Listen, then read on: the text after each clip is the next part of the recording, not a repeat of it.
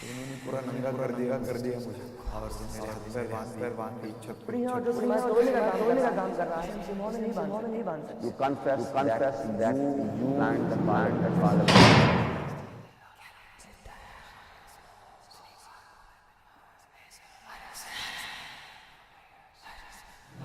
उसको बता दिया था कि you are not involved in this case. It is a moment you wait for the past, say, 4 or 5 years when you're in jail, throughout the trial.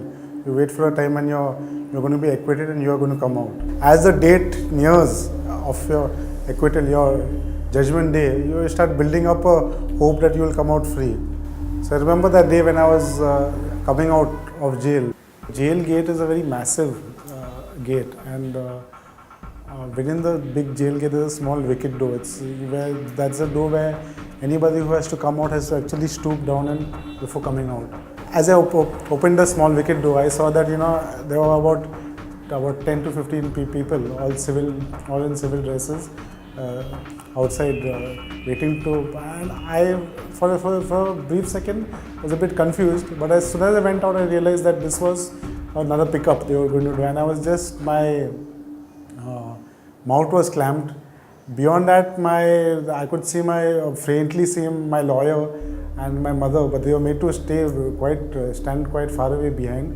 And these 10 to 15 people, they clamped my mouth, and they picked me up and they just threw me. There was a vehicle, a Tata Sumo, a vehicle like that, which was backed up right till the entrance of the gate, and I was just picked up and dumped into the rear part of this Tata Sumo vehicle. Arun Ferreira, a civil rights activist, husband and father of 2 children, was a known voice in the movement for the rights of Adivasis and Dalits.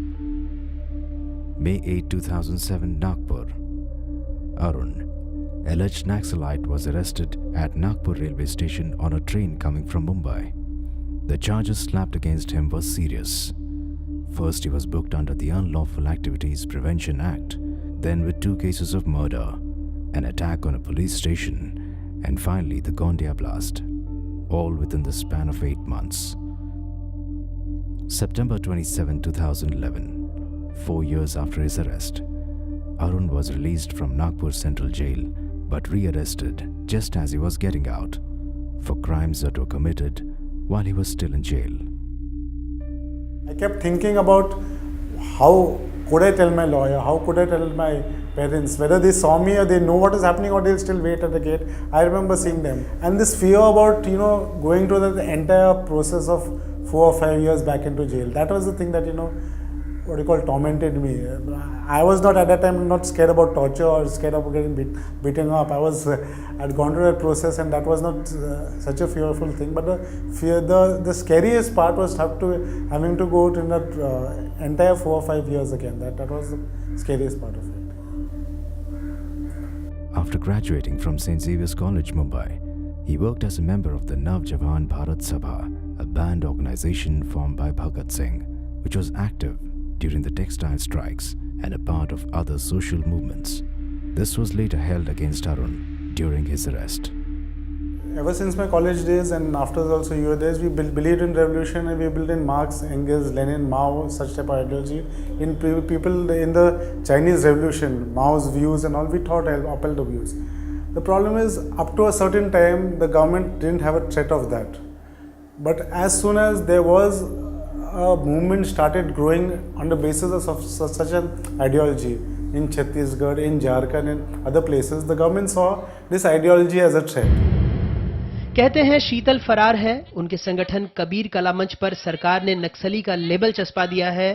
सरकार की दलील है कि ऐसे संगठनों को काबू में करना इसलिए भी जरूरी है क्योंकि पहली बार शहरी इलाकों में माओवादियों की आवाजें सुनाई दे रही हैं।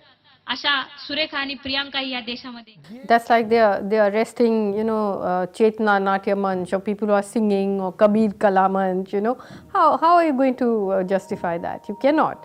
But eventually, it's not a question of justification, it's a question of, it's a kind of battle. So, obviously, to me, it's not justifiable. The people who are violently suggesting that Hindus should rise up and murder Muslims are allowed. That's fine. That's in the interest of the nation, you know, for a certain way, in a certain way of seeing.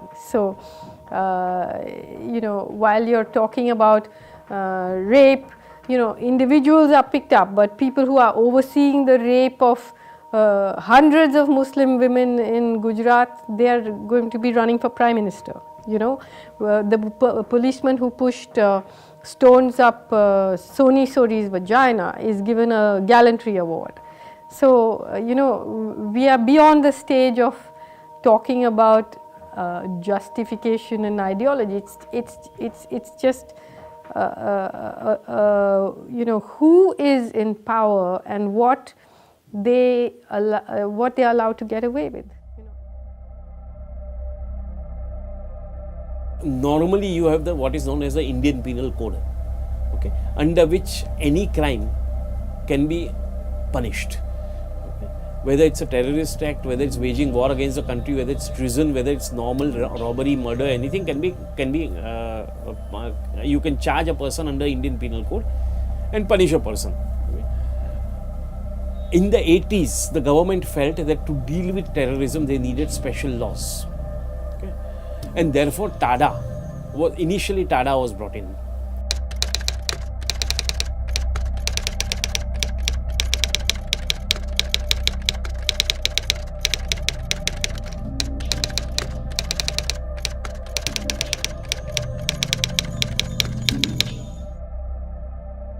You had confessions before police being accepted in courts of law.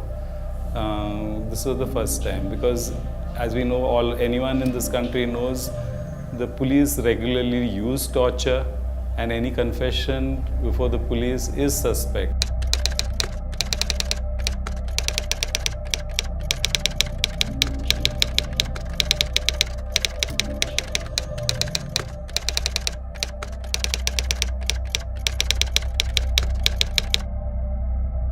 The provision for bail was such that unless the judge feels, or prima facie from the charge sheet itself or the papers before him, that the accused is innocent, he should not give bail. Now that's very rare for a judge to be able to do such a thing. So that was another problem, and bail became practically impossible under TADA and under POTA. POTA was abolished in 2005-2006, and in its place UAPA, that is the Unlawful Activities Act, was amended to bring in many of the provisions of POTA. So now what happens is you are not charged under either TADA or POTA because those acts have gone, but you will be charged under UAPA, okay, which deals with terrorist activities.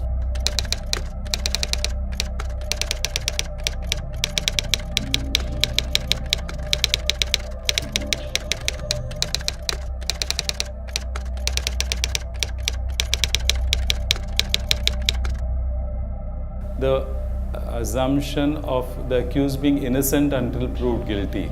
That's a basic principle of the law of the land. But in these special laws, it was stated that in those areas where these laws were applicable, that assumption would not apply. And if a person was accused of possessing a weapon, then it would be the onus of proving himself innocent would be on the accused. That means you are guilty until proved innocent, until you proved yourself innocent.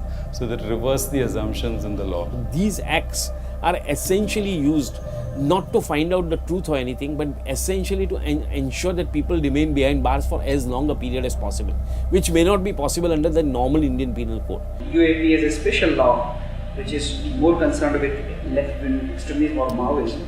Yes, definitely it has helped us a lot, in our function. Because as we know, it is one of the largest threat to our democracy today in India, threatening the existence of a democratically elected government, a government which has been elected under constitution, a constitution which has been written by our forefathers of our nation. Many sections of the Unlawful Activities Prevention Act are flawed and are a violation of international human rights standards. Given the fact that there were amendments made last year and in 2008, you can see that it's actually become progressively worse when it comes to the effects it has on the upholding of human rights around India. For example, the amendments have basically excluded any provision for pre-trial safeguards, such as safeguards against torture and cruel and inhuman treatment in custody.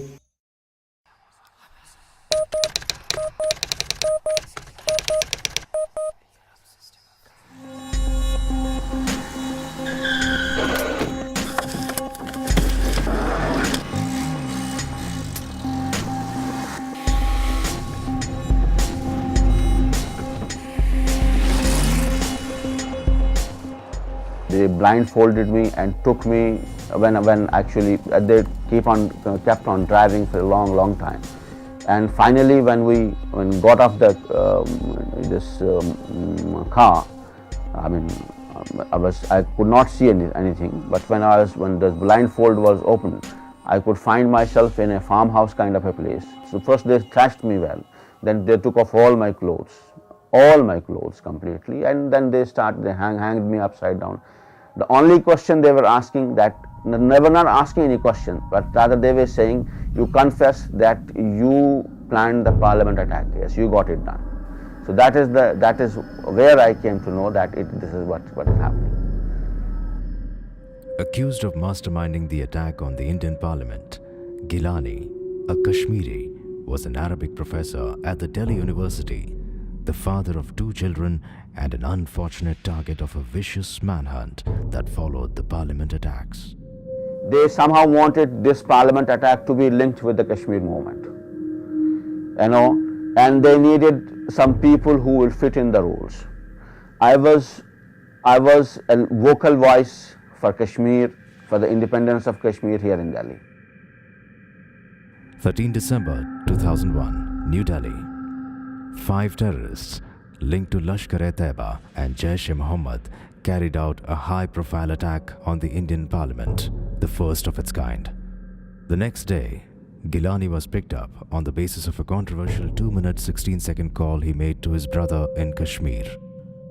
He and 3 others, including Afzal Guru, were arrested under the Prevention of Terrorism Act. You pronounce death sentence to someone, you give death sentence to someone only when it is a rarest of rare case.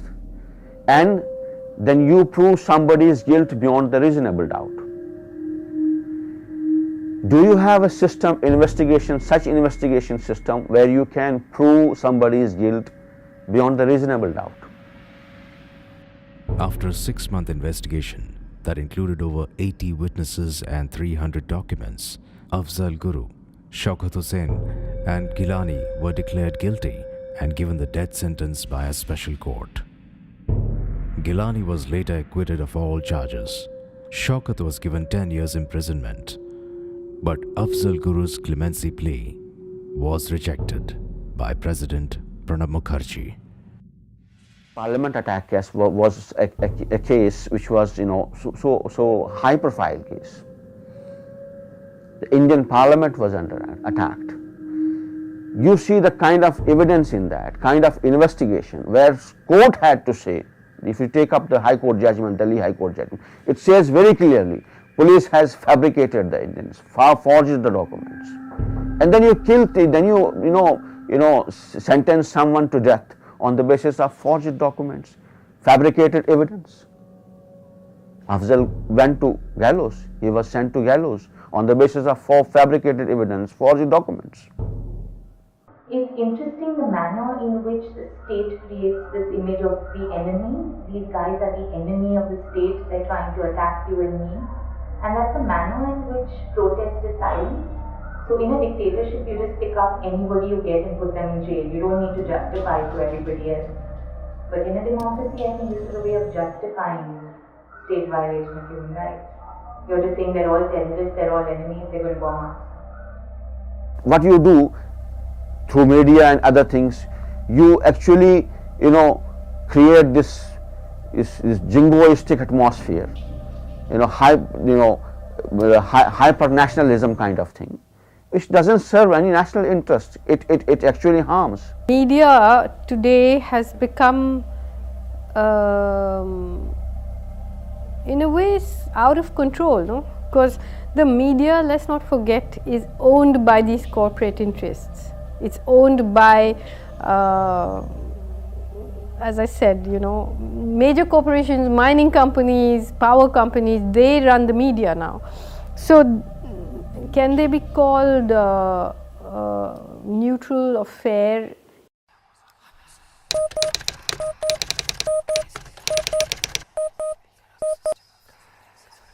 मैं cartoonist था, और क्योंकि मुझे लगता है पूरा देश ही अन्ना आंदोलन के प्रभाव में था, खासकर युवाओं पे असर था। उन्होंने पहली बार इस तरह का कोई एक्टिविज़म आंदोलन अपनी आंखों के सामने देखा था, तो मुझे भी लगा कि अपनी आर्ट के थ्रू मुझे कुछ कंट्रीब्यूट करना चाहिए। मैंने एक साइट बनाई cartoonsagainstcorruption.com, और अपने तमाम कार्टून जो थे, जो मैंने स्पेशली करप्शन के खिलाफ बनाए थे, जिसके बारे में मैं श्योर था कि किसी भी अखबार में उन्हें जगह नहीं मिलेगी। The cartoons in the controversy were a parody of India's national symbols, but were drawn to make a point on corruption in the government. One portrayed the Indian Parliament as a commode, while the other depicted the Indian national symbol as a pack of bloodthirsty wolves. This drew severe criticism from all political flanks, and several parties called for his immediate arrest. उसके बाद जब अन्ना आंदोलन का मेरे ख्याल से तीसरा अनशन था, वो मुंबई में MMRDA ग्राउंड में, तो वहाँ पे मैंने वो कार्टून डिस्प्ले भी किए। और उसी दिन, जिस दिन वो अनशन शुरू हुआ था, आई थिंक 27 दिसंबर की बात है, 27 दिसंबर, उसी दिन दोपहर 12 बजे के आसपास या शायद 2 बजे मेरी वेबसाइट ब्लॉक हो गई। January 2012, a case of sedition under Section 124A of the Indian Penal Code was filed against Asim in Beed District Court, Maharashtra. Additional charges were brought against him by the Maharashtra police in Mumbai for insulting India's national symbols under the State Emblem of India Act 2005. If you have a fundamental right, a constitutional right to form associations, to assemble, to freedom of expression, and if you call yourself the largest democracy in the world, then you ought to have the freedom to protest against the policies of the government. How else are you calling this country a democracy? वहाँ पे court में, मतलब मैंने तय किया कि जब मेरे ऊपर देशद्रोह लगा, मुझे पता लगा 124A लगा है, तो मुझे लगा कि यहाँ पे जमानत लेना बहुत ठीक नहीं है। ये साबित करना, कोर्ट में प्रूफ करना कि मैं देशद्रोही नहीं हूँ, ये मेरा काम नहीं है। मुझे लगा कि ये बहुत अजीब सी बात है, किसी को भी आप सिर्फ कुछ कार्टून के बल पे कहते हो, किसी कार्टून के आधार पे कहते हो कि वो देशद्रोह है। मतलब मेरे ख्याल से देशद्रोह का मतलब होता है जब आप देश के खिलाफ कुछ करें, कोई साजिश करें, कोई षड्यंत्र करें, कोई कंस्पिरेसी करें। ऐसा कुछ नहीं था, कुछ कार्टून्स थे, और मुझे लगा कि इसको मुझे कोर्ट में डिफेंड ही नहीं करना चाहिए। तभी मैंने फैसला ले लिया कि मैं इसमें कोई लॉयर नहीं अपनी ओर से रखूँगा और कोई दलील नहीं दूंगा कोर्ट में। There is a huge movement today, campaign, all India campaign, that this section should be repealed from the statute books because it is an oxymoron. And people who are agitating against Kundakulam, for example, there were thousands of people against whom 100 sedition charges were put. People who are fighting against, say, a certain development model, against them sedition laws were put. Against the Kerlanji agitators, sedition laws were put. So this becomes another kind of a black law.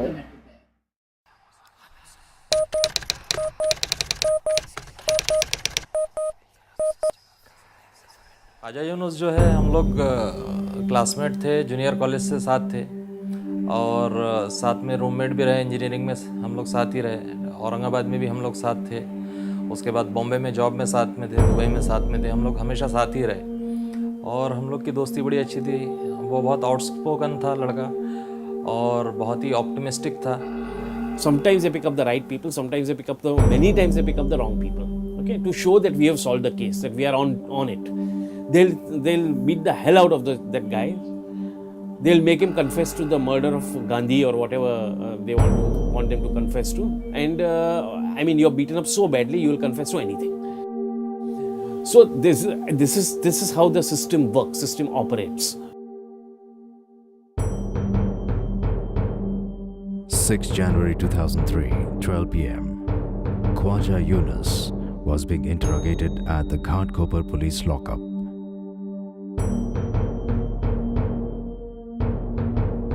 was repeatedly beaten and tortured for close to 2 hours.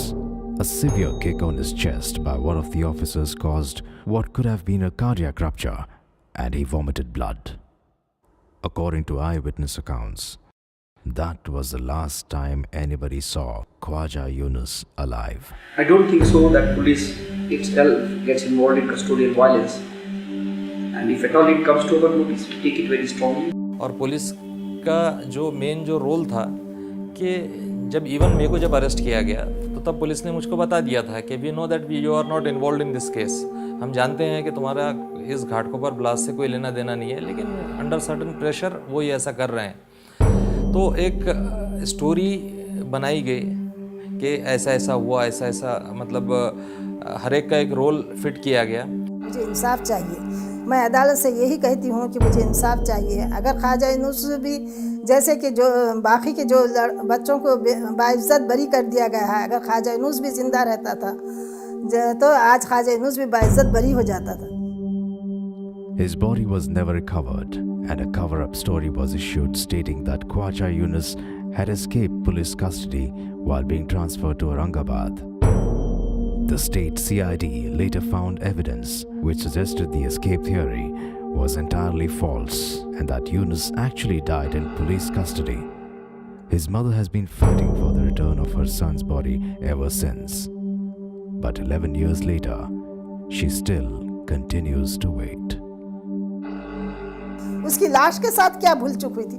उसकी लाश मेरे एक गरीब औरत को उसकी लाश दे देते थे तो मैं मेरे बेटे को लेके जाके उसको दफना देती थी, उसकी लाश को रोती थी और मेरे परभनी को लेके आ जाती थी। यहाँ तक हम लाश मांग रहे थे कि ख्वाजा यूनुस को तुमने जिंदा ले गए तो मुर्दा दे बोल के बोल रहे थे। हम हमारे हर फाइल में लिखे हुआ है, आप देखिए कि हर फाइल में हमने कहा कि ख्वाजा यूनुस को जिंदा या नहीं तो मुर्दा हमारे हवाले कर दे। Also remember, death in police custody in a normal situation, judges or even the judiciary or even the common people, forget the judiciary, even the common people would be sympathetic to. But when it happens to a terrorist, okay, like in encounter cases, general middle class belief is encounters are good, you are doing away with these things, but we don't know how much supari is taken by which policeman to do an encounter. We don't really go into that. One of the least explored subjects in our country is torture. You know, torture is rampant, and torture is nightmarish in the ways, it's not even as if people are being tortured to extract information. People are being tortured for the sake of being tortured. There is no law in constitution that permits violence, in custody. One cannot torture in custody. There's no. It's as simple as that. There is no grey area there, so one cannot use violence on a person in custody.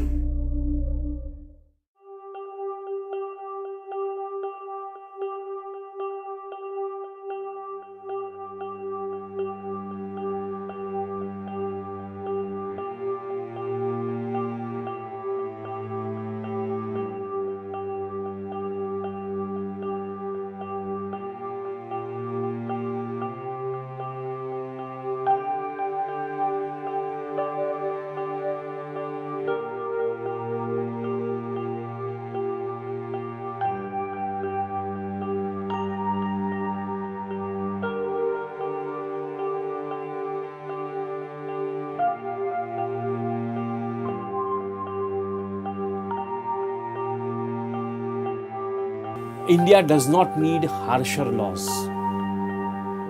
The existing penal code provisions are enough. What you need is scientific investigating machinery.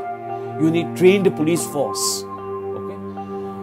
And you need stoppage of interference by the politicians into the police force. These are the things which you need.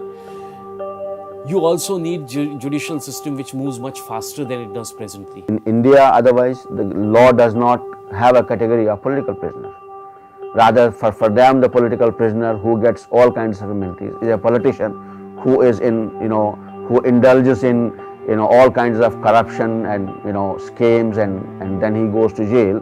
Then he becomes a political prisoner for them. For those who are actually political prisoners, who are there, who go behind the bars for the good of people, for their politics, they are not recognized as political prisoners. Our first demand would be that recognize the category of political prisoners as per the international law, international covenants. Then release all political prisoners unconditionally. There's one thing which we need to talk about, a change in our approach. Because I remember when, as growing up, we would always tend to think that all the bad elements from society have to be thrown into prisons. Like it's our trash can or our recycle bin, which we said. If you want to delete something from society, put them in prisons. And we think that in prisons the problem is solved, those people are out of society. But we have to rethink this approach, I think so, because under the name of prisons or behind the high walls of prisons, there are lots of things that happen. And it's just not just the bad elements of society, but there are various other people like political prisoners or other prisoners, and they have their own rights, they have their own views, they are also living human beings, and we just can't do away with them, we just can't dismiss them. So I think so that's one thing that we have to change as our approach to dealing with things with regards to prisons.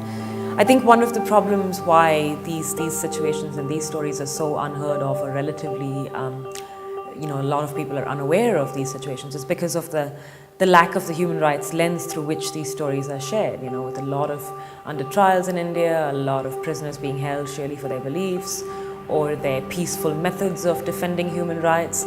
I think what often happens is their stories aren't told with a human rights perspective, so it could be quite hard for people to see exactly why these people need to have their human rights upheld. हमें समझना होगा freedom क्या है, हमें थोड़ा सा tolerance लाना होगा अपने स्वभाव में, वो तभी आएगा जब हम समझ पाएंगे फ्रीडम क्या है। हमने कभी फ्रीडम को समझने की कोशिश ही नहीं की है, हमने फ्रीडम को कानूनी टर्म मान लिया है, फ्रीडम ऑफ स्पीच आर्टिकल 19।